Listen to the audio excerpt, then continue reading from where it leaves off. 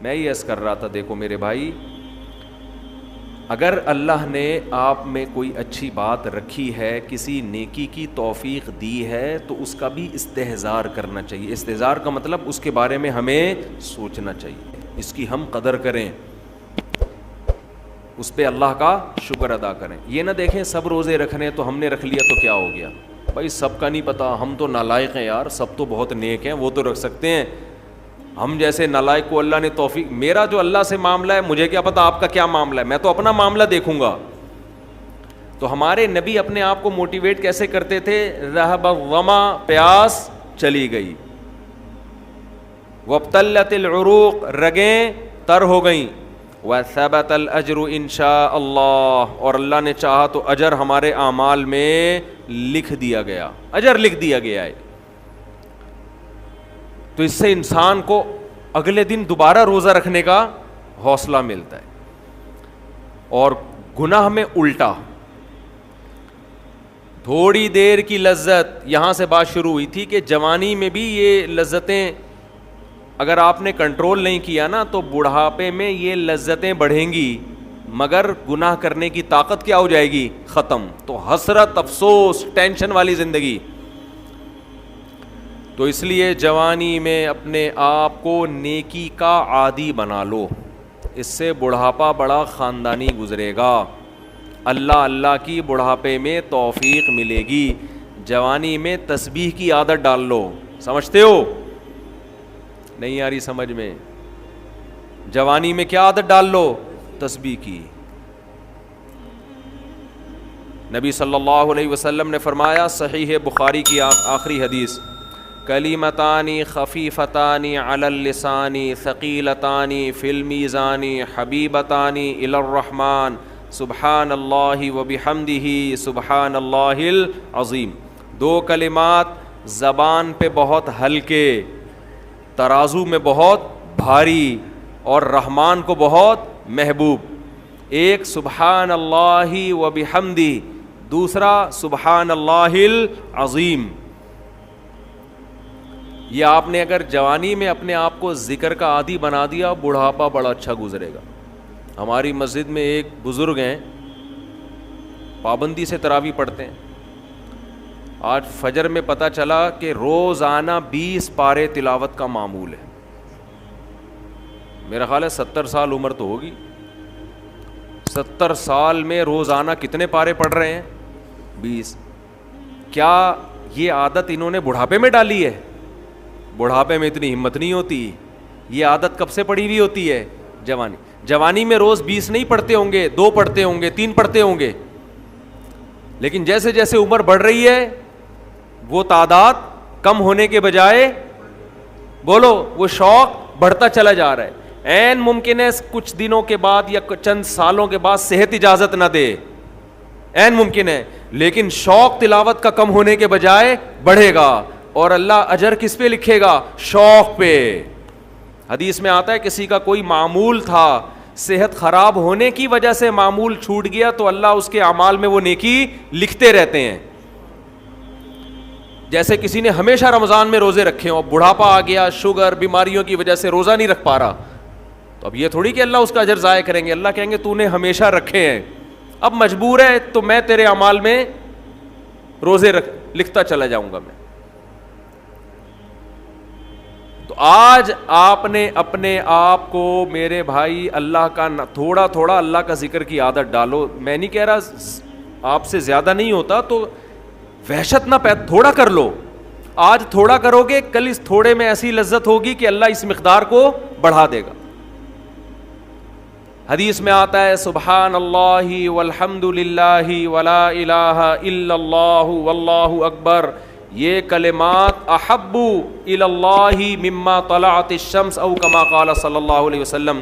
سورج جن چیزوں پہ طلوع ہوتا ہے، ظاہر ہے سورج تو پوری دنیا پہ طلوع ہوتا ہے، ان تمام چیزوں میں اللہ کو سب سے زیادہ محبوب یہ کلمات ہیں۔ اور دیکھو اس میں اللہ کا کوئی فائدہ نہیں ہے، اللہ کی آپ حمد و ثنا کریں، اللہ کا کوئی فائدہ نہیں ہے۔ اللہ یہ چاہتے ہیں میرے بندے اپنی زبان سے میرا نام لیا کریں، اللہ کو اس بات کی خوشی ہوتی ہے۔ ہمارے حضرت ایک شعر پڑھا کرتے تھے, یہ جو اہل اللہ ہوتے ہیں نا ان کو ذکر کی بڑی عادت پڑ جاتی ہے, بار بار اللہ کا نام لیتے لیتے نا, شروع میں تو انسان کو عادت نہیں ہوتی, جب نام لیتا ہے بار بار ذکر, تو پھر اس کا ٹائم اللہ کے ذکر کے بغیر پاس نہیں ہوتا, پھر اس کو ایک کمی محسوس ہوتی ہے. کسی کو چائے کی عادت پڑ جائے, چرس کی عادت پڑ جائے, سگریٹ کی عادت پڑ جائے, نہیں ملے تو تڑپتا ہے نا. تو جس کو ذکر کی عادت پڑتی ہے نا, اس کو جب ذکر کا ٹائم نہ ملے تو اس کا دل پریشان ہوتا ہے, اس کو اللہ کے نام میں ایک چسکا آنے لگتا ہے. لیکن یہ پہلے دن نہیں ہوگا, عادت ڈالنی پڑے گی. تو روز آنا اس کا معمول بنا لیں, 100 دفعہ صبح 100 دفعہ شام تسبیح کا معمول بنا لیں. اس سے کیا ہوگا, ابھی شاید دل نہ لگے آپ کا, لیکن جیسے جیسے عمر بڑھے گی اللہ کے نام کا چسکا لگنا شروع ہو جائے. بڑھاپا بہت اچھا گزرے گا, اللہ کو یاد کر کے گزرے گا. کھوپڑی شریف میں بات آ رہی ہے کہ نہیں آ رہی؟ اور اگر ہر وقت دنیا کے تذکرے کرتے رہے نا, ہر وقت ویڈیو گیم لے کے بیٹھے ہوئے, پب جی کھیل رہے ہیں, سانپ والا اب تو سانپ والا ختم ہو گیا, اب آ رہا ہے سانپ والا. نوکیا میں آتا تھا, سانپ لمبا ہوتا جا رہا ہے, اس کو پتہ نہیں فضول ٹائم ویسٹ کر رہے ہو. ہم پریشان ہوتے ہیں یار, ہمارے پاس کاموں کو نمٹانے کا ٹائم نہیں ملتا. ہم تو چاہ رہے کاش یہ دن 24 گھنٹے کے بجائے 48 گھنٹے کا ہو جائے. اور لوگ کیا کر رہے ہیں کہ وہ باقاعدہ ارادہ کر کے ضائع کر رہے ہیں ٹائم. ہمارے تو کام نہیں نمٹتے, جب ہم رات کو سونے کے لیے لیٹتے ہیں تو کہتے ہیں یار آج کا دن بھی گزر گیا اور کام ویسے کے ویسے ہی, اور ادھر باقاعدہ ارادہ کر کے جو ہے نا ٹائم ضائع کیا جا رہا ہے کہ چلو ٹائم ویسٹ کرتے ہیں. ایسی چیز میں ٹائم گزر جائے نا جو ذہنی تفریح کا ذریعہ بنے تو بھی ٹھیک ہے, گپ شپ لگا لو دوستوں کے ساتھ بیٹھ کر. یہ کیا ہے یار, دماغ کو خامخواہ کا تھکا رہے ہو بیٹھ کے. تو اگر پب جی کھیلنے کی عادت ڈال لی تو جاؤ گوروں کا بڑھاپا دیکھو, اولڈ ہاؤس میں بڑھاپے میں اسنوکر کھیلتے ہیں, کیرم بورڈ کھیلتے ہیں, لڈو کا نہیں مجھے پتا, یہ چیزیں کھیل رہے ہوتے ہیں بڑھاپے میں. اور ہمارا بوڑھا بڑھاپے میں ایک دن میں 20 پارے ختم کر رہا ہے. سمجھتے ہو کہ نہیں, وہ نماز میں دل بہلا رہا ہے, وہ تہجد میں اس کا ٹائم گزر رہا ہے. کوئی ویڈیو نہ بنائے, لکھا ہوا ہے نا. تو یہ کیسی عجیب بات ہے. آپ جائیں وہاں, ایک صاحب نے مجھے کہا کہ میں نے یورپ میں بڈھی عورتوں کو دیکھا, بڈھی عورتیں 5-6 بڈھی عورتیں بیٹھی ہوئی اور جوا کھیل رہی ہیں, تاش کھیل رہی ہیں. کہہ رہے مجھے یاد آیا یار ایک ہماری بوڑھی ہیں, ہماری بوڑھی عورتیں مصلے پہ بیٹھی ہوتی ہیں, اللہ اللہ کر رہی ہوتی ہیں, آخری وقت اللہ کا نام لے کے گزار رہی ہوتی ہیں, اور ایک ہی بڑھیاں ہیں اور کیا کھیل رہی ہیں, تاش کے پتے. اچھا لگتے ہیں بڑھاپے میں یہ. ہمارے بوڑھے کو دیکھو, آدمی کا دل چاہتا ہے اس سے دعا کروائے کہ بابا جی میرے بھی سر پہ ہاتھ رکھ لو. جو تاش کھیل رہی ہو بیٹھ کے اس بڈھی سے دل چاہے گا؟ اسے تو آدمی نصیحت کرے گا کچھ اور کر لے. تھوڑے دنوں میں اتنا راشا آئے گا نا ہاتھوں میں تھوڑے دنوں میں کہ ایک پتے کے بجائے 2 گر رہے ہوں گے, 2 پتے ایک ساتھ گر رہے ہوں گے.